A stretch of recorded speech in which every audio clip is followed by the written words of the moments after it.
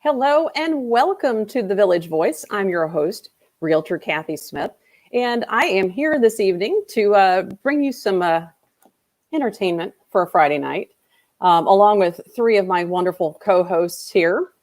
We're going to talk about some restaurants. And, the thing is typically Friday nights is the night that we all think about the whole week long, that it's time to go ahead and figure out where we're going to go on Friday night. And instead, we're probably heading to the kitchen and grabbing the same stuff we've always grabbed. And it feels like we've made 450,000 meals in the course of this pandemic. But, I figured tonight in the Village Voice that we'll focus more on restaurants and how the pandemic has been affecting them. And we've got two great panelists here tonight, Greg Vesey and his manager in training over there, Jackson, with Texas Roadhouse. And we've got Bob Madden. I like to refer to you, Bob, as kind of a serial restaurateur, as well as somebody who's working in the supply lines at Fox River Dairy. So, gentlemen, why don't you introduce yourselves to everybody? Start with you, Greg. Sure. My name is Greg. I work right at Texas Roadhouse in Concord, Mills, North Carolina. I've been working in the restaurant business for since I was probably 16, so I got quite some time. I just love cooking. I went to culinary school. That's what my passion is. That's what I love. So that's what I've been doing all my life, and just trying to work my way up right now and maybe do something bigger and better in life with cooking and culinary. That's awesome. And, and so tell me a little bit, Greg, because obviously the audience is not, knows everything about your story here, but literally as the pandemic got started, you bought yourself a house. Yeah. Yeah. How are you loving the house? Everything going great? Everything is going great. We had a wonderful realtor, Kathy. She helped us find the perfect house for us. We did just come across the house, fell in love with the lot. We had it built and everything, and we went to closing maybe like a week before all this started going really crazy and shutting down. So yeah, it's something new. It's something crazy, but got to do what you got to do in life. We're in it for the long haul, though. We are. Yes.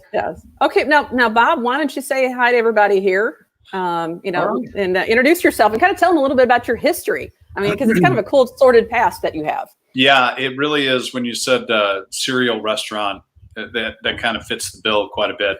I've been doing it like Greg was saying since I was 15, and I spent about 37 years in the restaurant business. All in all, a lot of that managing, and at one point even owned my own place. But I worked for probably 25 different restaurant groups over all these years, and it's not, I've always said that restaurateurs are very much, or restaurant people that work in the restaurant industry are very much like gypsies. We just sort of move from place to place, and, we follow the money, we follow the food. I did that for a lot of years. And then the funny part about this is that after all these years, I finally got to a point and said, it was just last year, I had my own restaurant. It was 50-50 kitchen. It was a great concept, half vegetarian, half not, had live music every night, fun little location, and everybody really loved it. Unfortunately, we just sort of ran out of funding, so we could not continue doing it. It was very well received, but we just couldn't make it for the long haul. Very proud of what we did there, but after all of this, I said, well, all right, it's time to get out of the restaurant business. And I got into, like you said, the supply side. I'm working for Fox River Dairy, which is a local distributor here in St. Louis, Missouri. And we supply to restaurants and grocery stores. And I thought, wow, okay, well, I started that around the holiday season, and it was fairly busy. And they said, come spring, it gets really quiet in our end of the business. It just, gets kind of normalized, and then this hit. And it's just been nonstop for the last, however many weeks now, 3 or 4 weeks. It just seems like it has not stopped at all. Wow. An absolute madness. So I guess, Bob, let's, and let me, if you correct me if I'm wrong by this, wasn't it a Westport location in St. Louis is where you had 50-50? No, actually I was down on South St. Louis. Okay. It was at the corner of Chippewa and Kings Highway It was across the street from where the old Famous and Bar location was. The old famous and Bar location.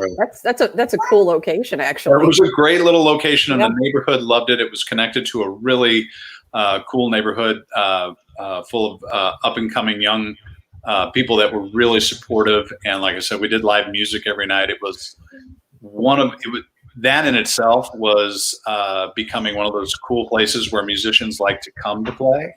Because it was fun, the food was good, but music there was a vibe there. It was very, very cool. I love it. Well, I guess let's kind of take this to kind of give a perspective for everybody. As far as, like where the industry was before the pandemic hit. Because obviously Friday nights, this is the busiest night of the week. You're going to make your week right now tonight. And when I was in college, I actually was a manager in training at a Domino's Pizza. So, especially at the first of the month when my folks were getting their checks, so to speak, the stores that I had that had a lot of folks that were, getting money on by the third of the month, there was a lot of pizza ordered. So I was really making a lot of sales Friday and Saturday nights. And I'm just kind of curious if you guys can talk a little bit about like where you typically would be, this night of the week, before all this stuff happened. So Greg, where was Texas Roadhouse back then? Friday, Saturday, and Sundays are our busiest nights of the week. We're usually slammed. Unfortunately, we need a bigger parking lot, but they're working on that. But it's usually slammed out the door. Our parking lot's wrapped. Hour-long wait. Now we're only on to-goes right now. We can only do to-go out in the parking lot, delivering it right to the parking lot. We're seeing a lot less traffic coming in. We're not filling that parking lot like we used to. It's getting a lot less scarce out there. We're hoping maybe it might start picking up soon with things starting to open, but these last couple of weeks have been tough on us. It has shown in the numbers a lot less. The interesting thing is, and for the folks that are not familiar with where your location is, I mean, you're right in the middle of Concord Mills, like the whole mecca of shopping, NASCAR, everything. Correct. So, it's a destination for some folks, especially race weekend. And we're talking about actually with NASCAR, we're going to have Charlotte Motor Speedway is going to kick off the season here in Charlotte. But they're saying no fans, which I'm kind of not sure how that's going to work, but okay, I guess it's better than iRacing. Right. But where your location is, you've got a lot of restaurants right there. And there's like, as far as like having space to grow, you really don't have a lot to work on. A lot of extra room there. No, everything's bought up. Everything's filled with either hotels or shops or other restaurants and whatnot. Right. Now, Bob, let's talk about like where you were, as far as like, you're talking about your expectations of what things were going to be. And you've kind of had some different things going on in your business, as far as, where you're putting your supply. So tell us a little bit about, like what do you see the changes from where you would have been a year ago, let's say, and to where you think you are today? Well, in a couple of things, I think it is important to mention, even though I've moved over to the supply side of it, I'm still very connected to people in the restaurant business, and the industry in general here in St. Louis was climbing. There were restaurants popping open. It almost seemed like every other week there was a new place that was coming on. People were very excited about going out. The energy was certainly there, and there was enough new places that people could get out and get in and enjoy it. It was amazing the growth that was going on at the time, and then this sort of just careened everything to a stop. I have noticed, and Kathy, so you're familiar with the area of the Hill, which is here in St. Louis, which is a famous Italian restaurant, long-standing Italian restaurant district. Some of my friends that are over there that have been talking about, they have switched over to this carry-out and to-go, and because people have been so supportive and wanting to be able to back up the restaurants in their neighborhood, they've actually had some better evenings, better Saturday nights than they normally would. Wow. And as I mentioned before, we normally, this on the supply side of this is a kind of a slower period for us. People tend to do a little bit more outside.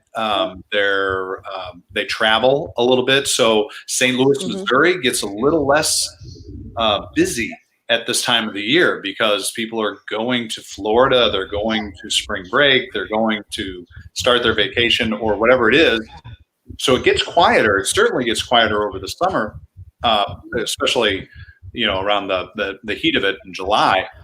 But right now, everything, it's the grocery stores are doing an immense amount of business and they're constantly packed.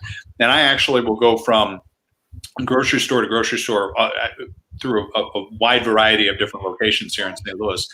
There is never a day where I think, oh, this is slow.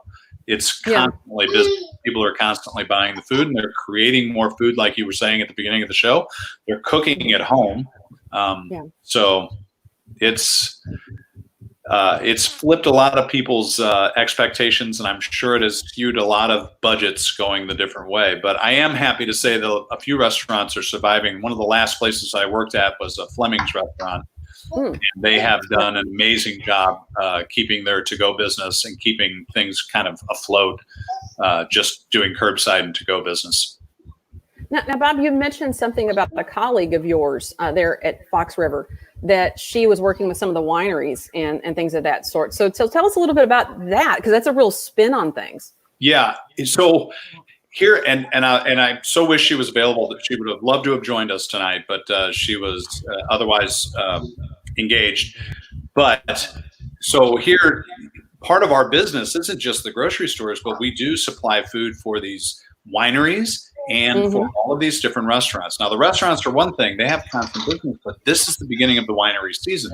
This is the beginning of the wedding season. This is the beginning of all of these different events that were going on, and they have all gone to a stop. So you're talking about, we probably have 15, 20 different wineries around the St. Louis area in Missouri, and every one of them depend on this spring and summer season to sort of float them for the year, and they're just done. They have nothing that they can do. They can't even do their weddings or any of their special events. They can't even do, a lot of the wineries have restaurants that just sort of feed the locals that are, within 5 miles of whatever of the place themselves. Even that business is down.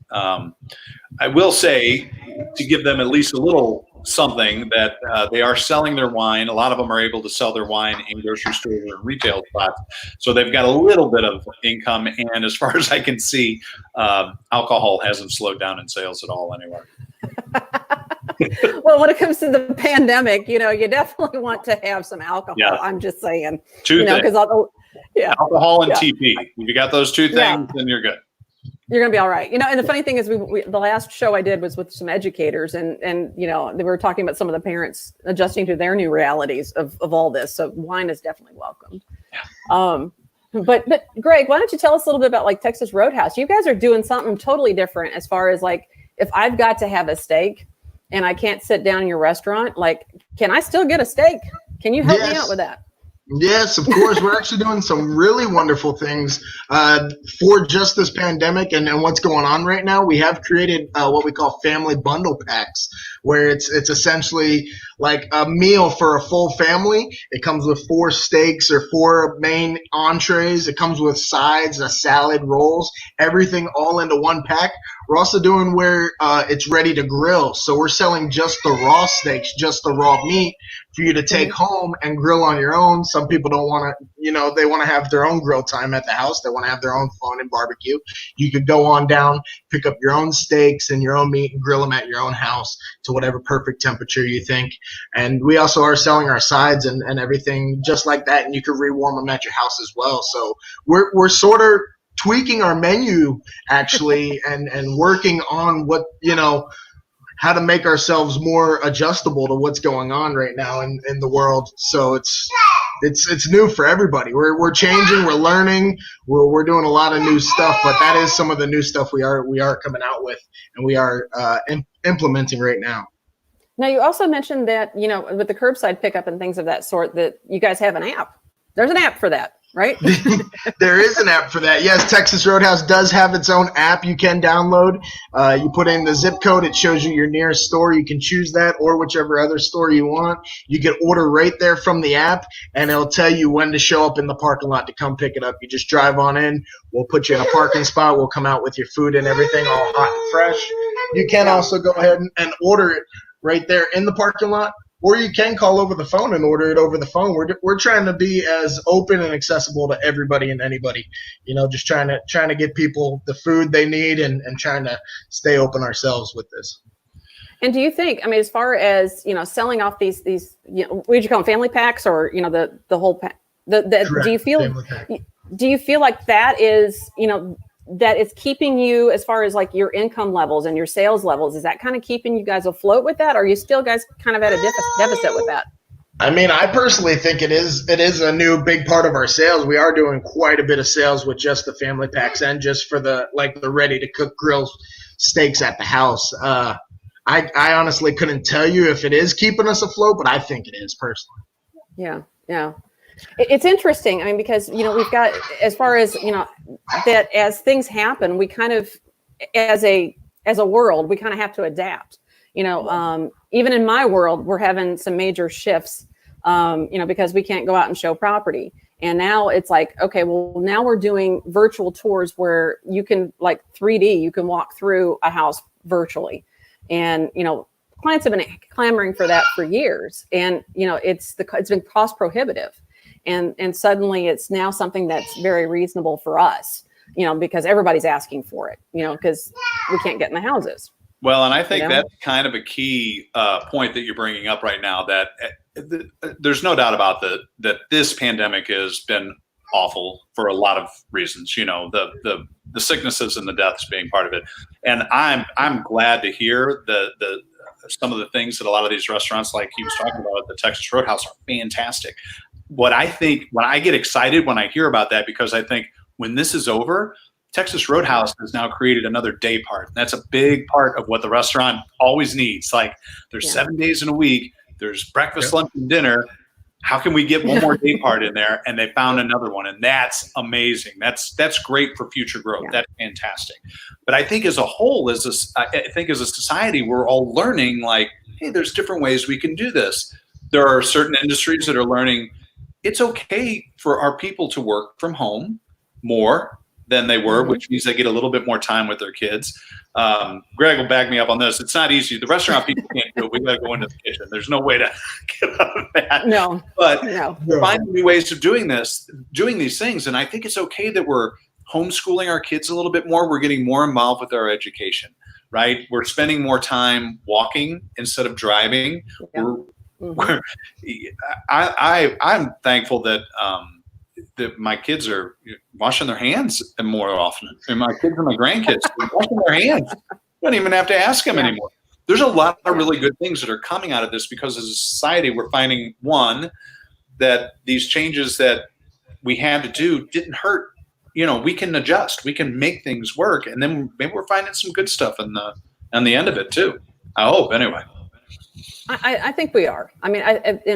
For instance, like, I'm out walking the dog. My poor dog's, his legs are getting walked off at this point. But, I can't tell you how many times I've gone to a restaurant and, I've like texted them and I've said, hey, I'm the gal outside with the dog, because I'll walk to pick something up. Because I'm thinking I've got to support you guys. I got to do, my part to try to help out. Well, and I do think it's good that people are cooking more at home and creating meals and getting back into that, because I think that's something we have gotten away from, almost ridiculous, where people never cooked at home. They would just always go out or always bring it in, which I think is fantastic. Right. Because people, once they start to do that, they get passionate about food, they get creative, and they find some sort of love for it. The good news is for restaurants is that even when this is over with, everybody's going to be like, all right, I am done eating at home. I want to go eat somewhere else. I want somebody to make me something. I don't want to have to do the dishes at the end of it. So there's going to be a huge boom, I think, when this is all over with. I think there's a meme floating around somewhere that says, about all the stuff that's going on, the one thing I'm dying for is some Mexican food. and they had like a picture of somebody like staring out the window, with a very thoughtful moment. And I'm like, I totally get that moment. I totally understand what we're talking about here. Yeah. But, so I'm looking at it now. Let's shift gears just a little bit, because now we're getting to the stage where a lot of these states are talking about lifting the shelter in place ordinances. And, it's kind of, I've been considered an essential service in the state of North Carolina since the first couple of weeks. So the first couple of weeks I was not. I was like, you can't move. You have to stay. And then we had a county ordinance that came over the top of the state. And so it was weird because I was considered an essential service by the state, but not the county. So I still couldn't move. So it's like, the heck. Now all of that has come into line, and now I am actually able to go out and do my job. And, from somebody with the perspective of, okay, now I'm going to go out in this world that we haven't done a lot of testing on, my concern is all this possible reinfection or just infection in the first place. But, I guess I want to talk about, as far as these folks that are going to restaurants, because they have, talked about, as far as, going into restaurants, that we have to have a capacity number and all that kind of stuff, like stay at least 6 feet away from each other. Like, how do you guys see that playing out? And tell me some of the things, because Greg, we were kind of talking before the show about some of the things that you guys do to make sure that everybody's safe. Correct. Lately, what we've been doing every single day when we go into work, they take our temperature. They ask us the questions. Have you been feeling sick and whatnot? Have you been traveled? Have you been around sick people? They have then provided us with masks every single day. We have our gloves as normal. So they are implementing those and giving us those PPEs, I think they call them, to keep us safe during those times. Sorry, the baby screaming. This is real life, guys. Just saying. Yes, it is. You see my dog walking around the back, so we're all good. They have talked about opening. I know we were ready to open, and then the governor did push it those 2 weeks. So we're in limbo. We are still ready to open once we do hit the ground running. I think they are talking about doing 50% capacity though the first 2 weeks or so, and then the next 2 weeks I think they're trying to bump it up to 75 and then 100% after those 2 weeks. I believe I was reading from the governor. That's here in North Carolina. But we are ready to implement all those and do those procedures here in our restaurant. I'd like to think it is going to work. I don't know if anybody actually knows what's going on, though. Nobody knows. True. They don't know. Yeah. But so the date we're talking about, that first phase of opening, is kind of how far out is that from here? From this date? I don't know for an exact date, but I believe we're up to a week now. I think we just finished our 1 week. I think we have one more week, and then the governor has to make a decision if he wants to do more time or if we're going to open. Talk is, I think we're going to open, but I don't know. That's the governor's call of North Carolina. Yeah. Well, Bob, what are you seeing over there? Have you, some of the restaurants and folks that you've been interfacing with, and, like, what kind of things are they doing and what are they preparing for? Well, the interesting part is they sort of prepared for the one part of it as restaurants go. And now the governor now is talking about, let's start opening things up. It's kind of the same sort of a plan that's going on.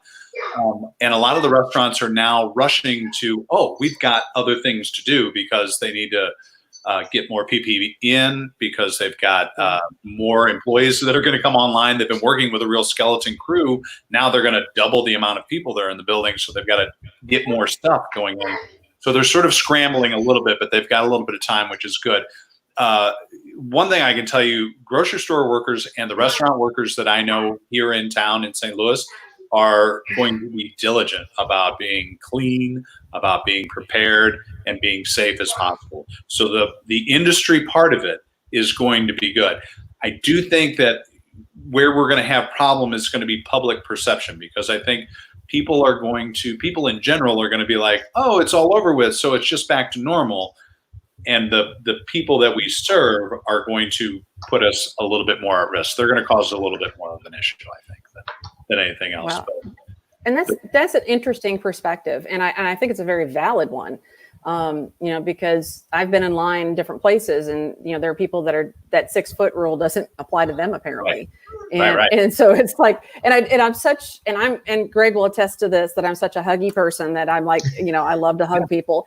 And it's been a real struggle for me that, I can't get close to people, but I'm finding myself like looking at somebody who's too close to me. It's like, dude, could you like back it up just a little? Like you're in my space. Like it's so strange to have that mindset, but you're right. The customers are going to put you guys at risk. Right. So what we can do is we can just do the best that we can do individually, whether it's, when you're taking a client out or anything that we do. As long as we're doing our part of it, then half the battle is there, and we will do that. That one I have no doubt about whatsoever. And there will be a rise. There will be another rash of this that goes on, and more people will get sick. But maybe there's medication or better medication. Maybe there's better treatment options by then. Let's say fallish. And I don't think we'll shut it down the next time that we get this uprising. I think it'll just be like, okay, let's take a step back. Not a shutdown, but let's slow it down a little bit. Maybe we'll go back to 50% capacity rather than 75 at that time, and just keep things rolling because we know how to do it. We know how to handle it. All of this came out of left field. The funny thing to me is that I know that on the first weekend when this started, it was like a Thursday, Friday, and I noticed people buying more stuff at the grocery, right?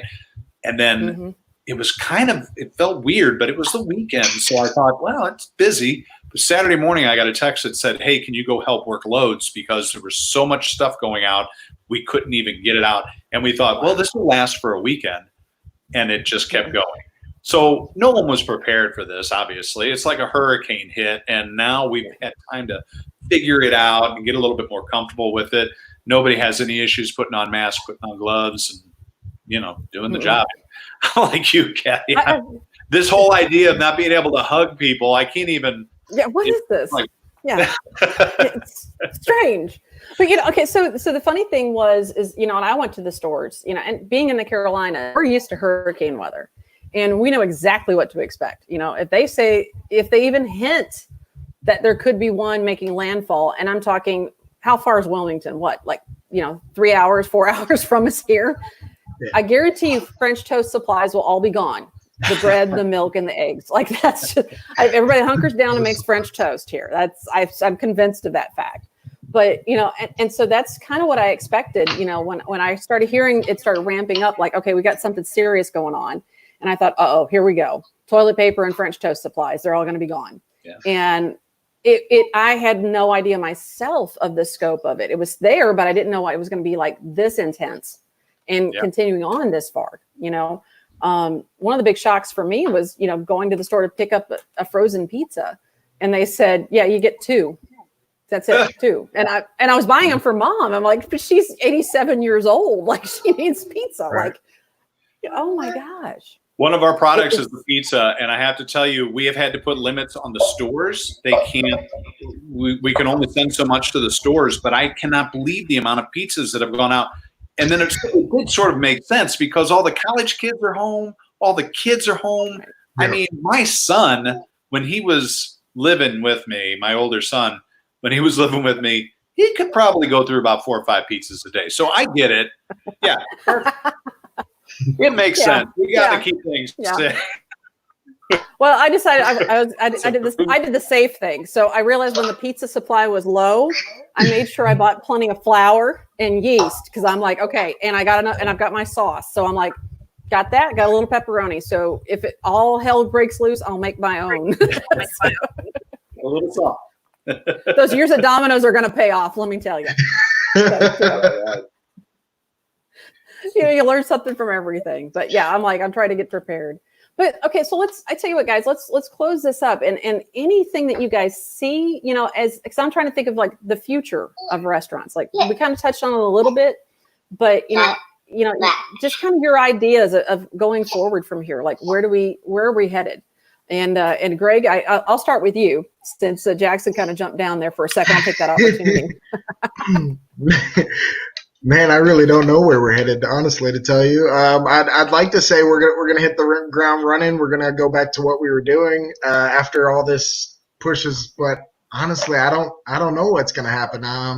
I'd like he said earlier, Bob, I think with us coming out with these family packs, with us coming out with these ready to grill steaks, I think that's going to be a great addition to our company. I think we've learned a lot from this, and I think we are going to grow when it comes to coming out with these new products and ready to eat products for all our customers. I think we're going to grow from this, but I think it is going to hurt us for quite a bit. But honestly, I don't think anyone really knows what's going to happen, honestly, also from this.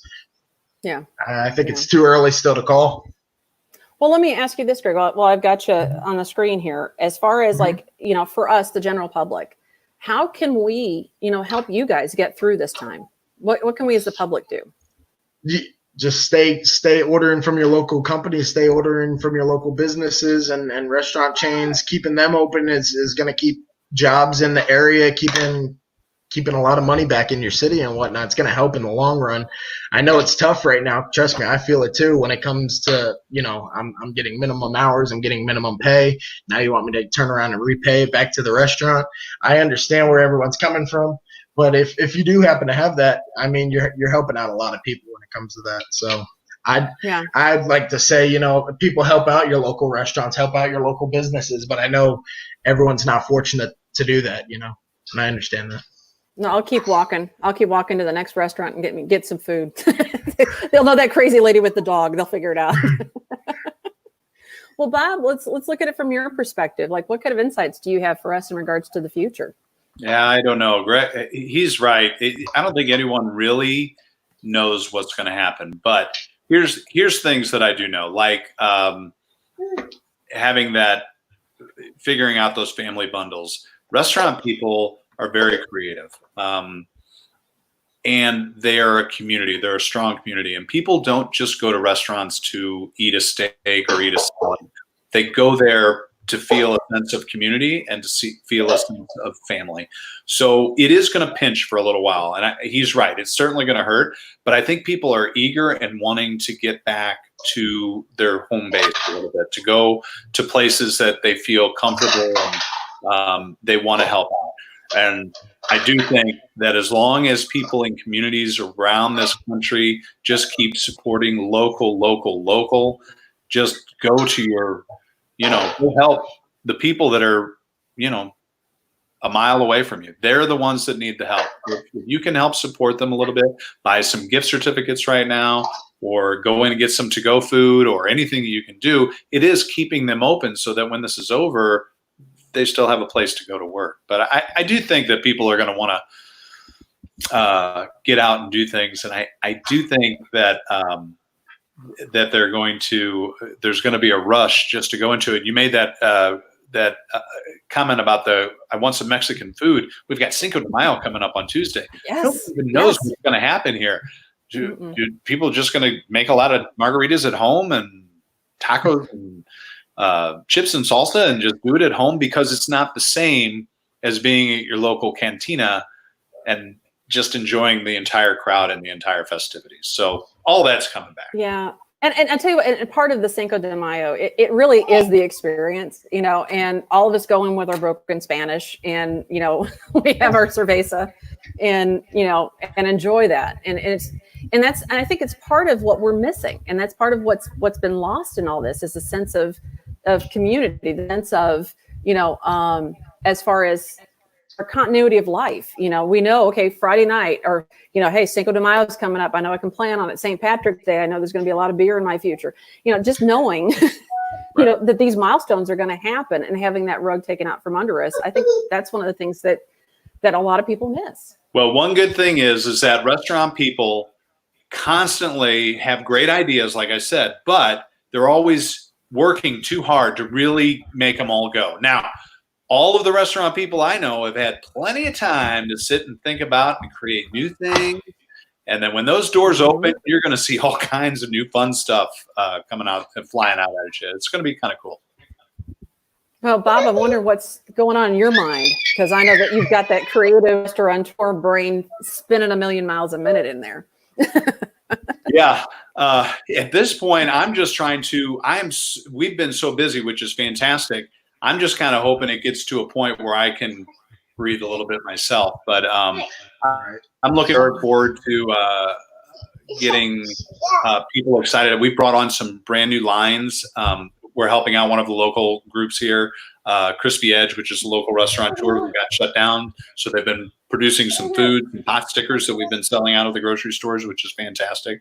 I think it's going to be fun to kind of sit back and go, okay, now let's get in and teach people about cheese. Let's teach people about food and wine, and let's have some fun and do a little bit more education on our side of it, because I think people are going to be interested now. Yeah, when you have to cook for yourself for a while, the same old mac and cheese doesn't cut it. No, you're right. Somebody can show you how to cook it up a little bit. You're going to be all about it. Exactly. Well, gentlemen, and I mean gentlemen, even little gentleman Jackson down there, thank you so much for joining me tonight. It has been very enlightening, and definitely I recommend to everybody, get on out there and, buy gift certificates. Go, get yourself a meal, takeout. I even saw a Red Robin around the corner. They were even offering alcohol to go, which I'm like, how? Hello? Yeah, I didn't even know they had alcohol there. Yeah, no doubt. But so, yeah, definitely, patronize these establishments. And I'm going to do a little splash up here at the very end that has Greg's information as well as Bob's. And I highly recommend to my audience out here, you guys just, take care of these guys, as any chance you have, because they've been good to us and they're going to keep serving. And thank you so much for joining me. Well, thank you. Thank you, Kathy. You guys have a great night. And again, thank you for joining me here on the Village Voice, where just one kind act, it could really change somebody's life. So do something today. Have a good night.